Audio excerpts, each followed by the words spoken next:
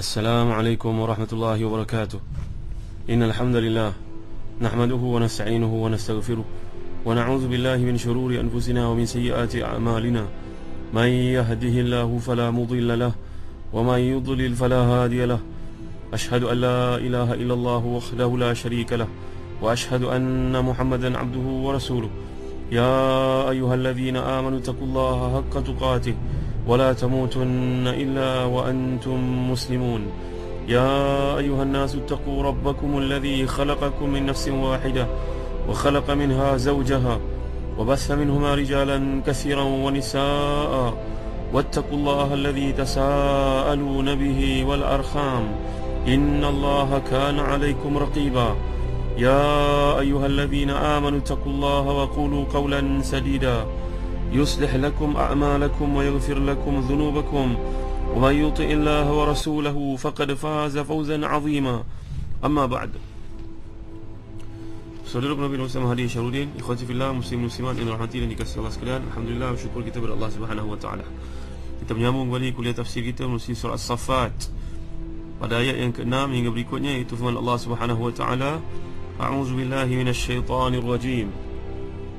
Inna zayyana as-samaa'a ad-dunya bizinatil kawakib wa hifdhan min kulli syaitanin marid. لا يسمعون إلى الملأ الأعلى ويقذفون من كل جانب دحورا ولهم عذاب واصب إلا من خطف الخطفة فأتبعه شهاب ثاقب. صدق الله العظيم. Maksudnya semuanya kami telah menghiaskan langit yang terdekat dengan hiasan, iaitu bintang-bintang, dan telah meliharanya sebenar-benarnya dari setiap syaitan yang sangat derhaka. Syaitan-syaitan itu tidak dapat mendengar perbicaraan para malaikat, dan mereka dilimpari dari segala penjuru untuk mengusir mereka dan bagi mereka seksa yang kekal. Akan tetapi barang siapa di antara mereka yang mencuri-curi mendengar, maka ia dikejar dari suluh api yang sangat terang benderang. Sebab dalam hati dan dikasih sekalian, kita telah lihat bahawa penciptaan langit ini yang kita dapat lihat dengan bintang-bintang bergemerlapan di situ, semuanya menunjukkan kepada kekuasaan Allah Subhanahu wa taala. Jadi kata-kata ada khuliqatin nujum li thalas. Kata-kata ada diciptakan bintang-bintang untuk tiga perkara. Nujuman li syaitin, untuk merajam syaitan pada tahi bintangnya, kilat dan sebagainya. Wa nuran yuhtada biha, dan merupakan satu cahaya ataupun tanda ataupun buruj yang dengannya manusia mendapat petunjuk jalan pada waktu malam yang gelap di padang pasir umpamanya. Wa zinatan lis samaa'i dunya, dan ia juga menjadi perhiasan seperti lampu yang cantik kepada langit yang manusia dapat lihat. Abu Hayyan berkata, khassa as-samaa' ad-dunya bi-dhikri li'annaha hiya allati tushahadu bil absar wa fiha wahdaha yakunu al-hifdhu min asy-syaitan. Jadi tujuan Allah SWT menyebut langit dalam ayat ini kerana saudara dirahmati dan dikasihi Allah sekalian, nazayna as-samaa' ad-dunya bi zinatil kawakib, kerana langit inilah yang manusia nampak. Siang mereka nampak, malam pun mereka nampak. Kadang-kadang bumi ataupun tanah yang mereka pijak ni pun mereka tidak sedar nikmat yang ada padanya. Justru Allah SWT menyebut perkara yang manusia nampak. Ini adalah satu tanda kekuasaan Allah SWT, yang mana Allah berikan kepada kita supaya kita faham. Walaqad zayyana as-samaa'a ad-dunya bimasabiha wa ja'alnaha rujuman lisyayatin wa a'tadna lahum 'adzab as-sa'ir. Dalam surah Al-Mulk pula, kami telah menghiaskan langit dekat dengan bintang-bintang, dan kami jadikan bintang-bintang itu sebagai alat untuk melempar syaitan, dan kami sediakan bagi mereka seksa neraka yang menyala-nyala. Saudara kita dirahmati dan dikasihi sekalian, pada lalu kita telah bincangkan ini merupakan satu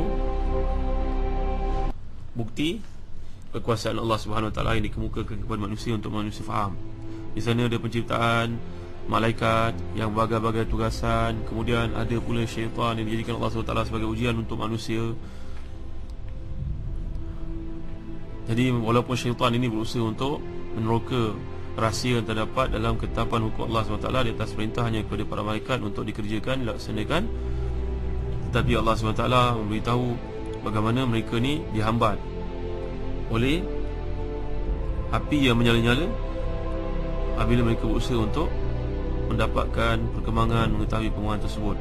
Kata para ulama tafsir, sebelum Nabi Muhammad SAW Antara riwayat daripada Ibnu Abbas radhiyallahu anhu, dan ada disebut oleh Ibnu Jarir Tabari dalam tafsirnya. Dulu syaitan ini memiliki tempat-tempat duduk yang khas di langit. Mereka boleh mendengar wahyu. Dan ketika itu bintang-bintang tidak mengejar mereka, dan syaitan ini tidak akan dilempari oleh kilat dan sebagainya.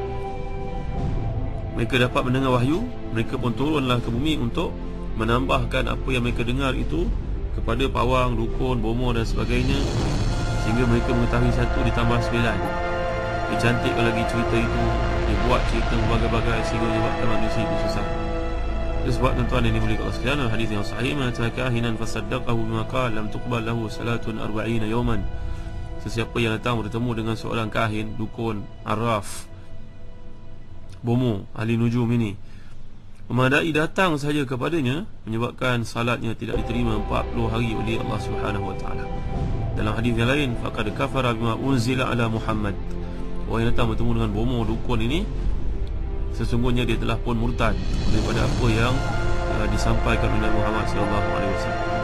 Walaupun zaman sebelum canggih pada ini, malangnya masih lagi ada manusia yang percaya kepada benda-benda khurafat seperti ini. Dulu kita pernah bincangkan bagaimana Nabi Muhammad SAW sendiri menyatakan, walau kuntu a'lamul ghaiba lastakthartu minal khair wama massani as-su. Ini ayat menerangkan tentang Nabi Muhammad SAW sendiri pun tak tahu perkembangan perkara yang akan berlaku, melainkan apa yang diwahyukan oleh Allah SWT. Setakat itu sahaja. Tapi di kalangan manusia ni ada yang mendakwa dia mengetahui lebih daripada itu. Ternyata mereka ni merupakan mangsa permainan kepada syaitan, kepada jin. Justru tuan-tuan yang dimuliakan Allah sekalian, kita disuruh untuk merawat diri kita, mengelakkan diri kita, bagi mengelakkan ditimpa sihir, gangguan, kejahatan, hasad, dengki manusia dan sebagainya. Contohnya amalkanlah zikir pagi dan petang lepas sembahyang. Ini merupakan senjata yang sangat kuat. Jangan bila dah tergantuk baru nak tengadah. Dah kena barulah kita nak merawat. Pada masa itu payah tuan-tuan dimuliakan Allah sekalian. Amalkanlah, jadikanlah ia pakaian hidup kita. Sebagai contohnya buku kecil zikir pagi dan petang karangan Dr. Al-Wasid Abdul Rahman ini sangat menarik. Wajar untuk kita bekalkan anak-anak kita akan pergi musafir jauh. Untuk diri kita sentiasa untuk amalkan, letak dalam handbag, dalam kereta, amalkan, bacakan tuan-tuan, agar perkara seperti ini tidak menjadi gangguan. Kerana manusia dengki. Bila berjumpa dengan bomoh, dukun, maka mula dari menyebut insan-insan keliling kita yang kita tak sangka, dan mulalah timbul prejudis, buruk sangka kepada orang keliling kita. Lihat, ini pembohongan daripada syaitan. Syaitan ni bukan di kalangan manusia, bukan dengan jin saja, di kalangan manusia pun ada. Kerana perkataan syatuna itu merujuk kepada syatana, merujuk kepada jauh. Iblis, perkataan ablasa, yublisu, mublisun, mana mereka ni tersasar. Iblis di kalangan manusia ni ramai. Dia menyebabkan kita timbul buruk sangka antara adik-beradik, rakan sepejabat, orang sekampung. Datang ke masjid sama-sama pun timbul buruk sangka. Kerana apa? Syaitan datang. Syaitan ni sampaikan maklumat dia kepada kita, menerusi bomoh dukun yang kita percayai tersebut. Maka orang yang tidak bersalah telah pun dihukum. Yang tak sepatutnya dihukum, kini kita buruk sangka kepadanya. Ini dia tuan-tuan yang dimuliakan Allah sekalian. Syaitan ini mengetahui sedikit sebanyak perkara itu pada zaman sebelum Nabi Muhammad SAW sahaja. Lepas saja Nabi lahirkan perutusan, maka tempat-tempat duduk mereka di langit itu dimusnahkan, dan sebarang usaha untuk mendapat tahu perkembangan yang berlaku dalam ketetapan Allah, seperti yang kita bincangkan sebelum ini, kata Imam Al-Alusi, bila Allah SWT merintahkan satu perkara, maka malaikat pun sujud taat, patuh kepada perintah Allah, dan kemudian terus melaksanakannya. Maka sedikit sebanyak dengar kepada mereka satu masa dahulu. Tapi bila Nabi dah dilahirkan, kita telah bincang dalam surah Al-Ahqaf yang lalu, Iblis berkata, ini ada perkara baru yang berlaku ni. Kenapa kita tak dapat lagi menerobos kepada rahsia perkara ketetapan yang akan diputuskan oleh Allah SWT? Lalu dia pun mengutuskan tenteranya. Mereka mendapati Nabi Muhammad SAW sedang salat di antara dua gunung pokok kurma. Pokok kurma yang banyak, kita telah ceritakan dalam surah Al-Ahqaf yang lalu. Jadi Waqi' berkata, maksudnya di sini dua bukit pokok kurma, dua batang pokok kurma. Lalu mereka pun kembalilah kepada Iblis, Azazil, ketua mereka ni, untuk mengkhabarkan perkara tersebut. Lalu Iblis berkata, ini merupakan satu halangan kepada kita untuk tahu apa-apa yang berlaku dalam ketetapan Allah. Tidak ada peluang dan ruang lagi untuk kita campur tangan dan menyampaikan kepada manusia-manusia lemah akalnya. maka ternyatalah mereka yang mempercayai bomoh dukun meramalkan masa depan merupakan perkara syirik pada Allah Subhanahu Wa Taala. Dan ini juga berkaitan dengan penciptaan bintang. Bintang tak ada kaitan dengan tuan-tuan lahir pada bila, tuan-tuan ni Scorpio ke apa ke. Jangan percaya tuan-tuan pada perkara syirik pada Allah Subhanahu Wa Taala seperti ini. Baca surat khabar, tengok apa nasib kita masa akan datang. Tidak tuan-tuan, tak ada kena-mengena pun dengan apa yang dicatatkan itu. Ini merupakan pembohongan. Dulu pernah kita bincang dengan surah Luqman yang lalu. Wa minan nasi man yashtari lahwal hadits liyudilla an sabilillah bighairi ilm wa yattakhidhaha huzwa. Pergi pula sampaikan kursus untuk mengetahui kelebihan menerusi tarikh lahir. Ini satu perkara yang syirik pada Allah SWT, tuan-tuan.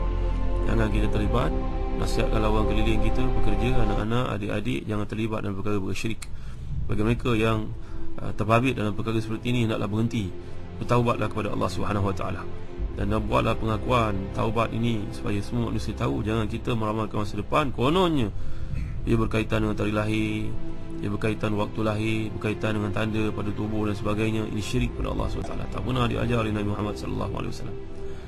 Kejayaan orang keliling kita bukanlah disebab dia bergantung pada tarikh lahirnya, tapi kerana usahanya. Kita pernah bincang dengan surah Al-Fatihah yang lalu.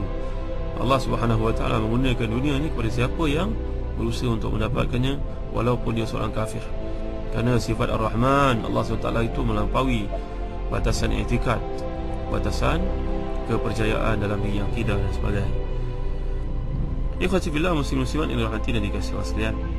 Jadi boleh juga kita lihat di sini satu, bila Allah menggambarkan illa man khatifal khatfa, sesiapa di antara mereka yang mencuri-curi. Maksudnya ada syaitan ini yang cuba juga untuk mengetahui perbincangan yang ada berlaku dalam ketetapan Allah SWT.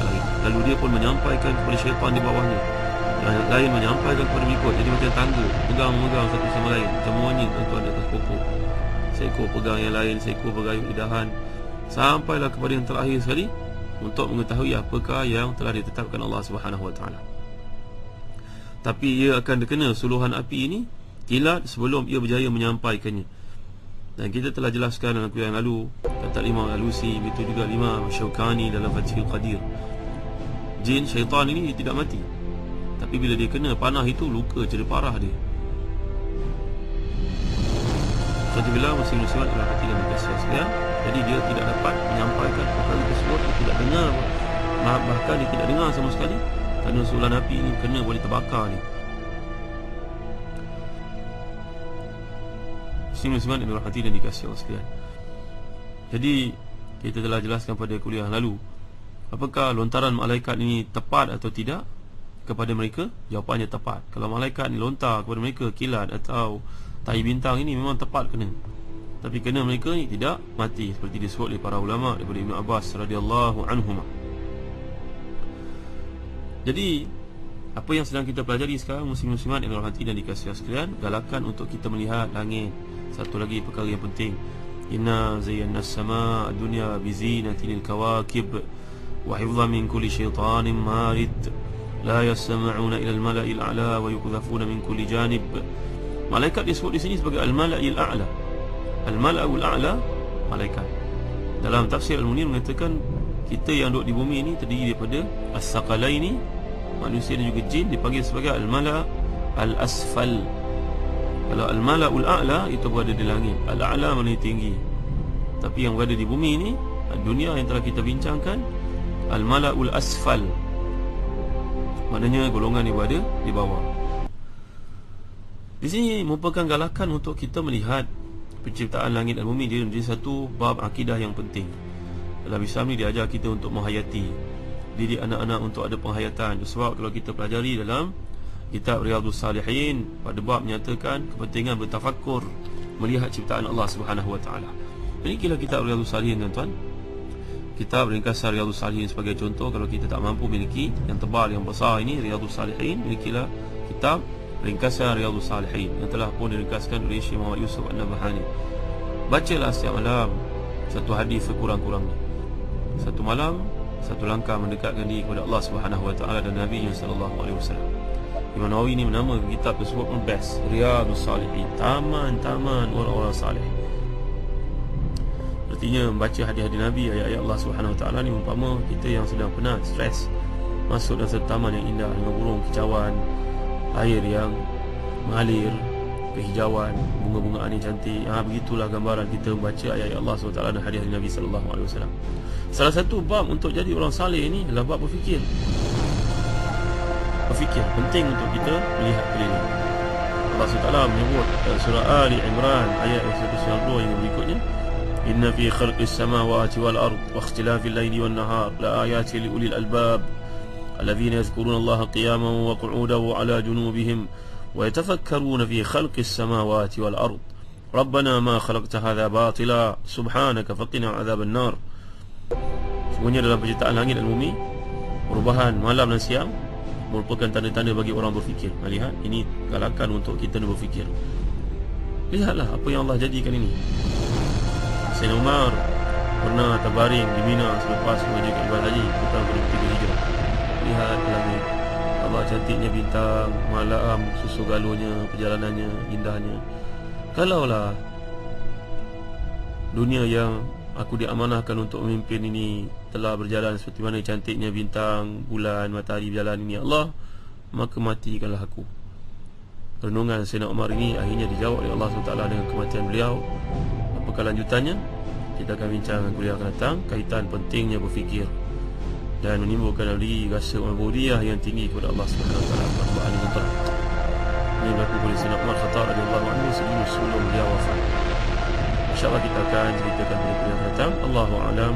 Wa sallallahu ala sayyidina Muhammad wa ala alihi wa sahbihi wa baraka wa sallam.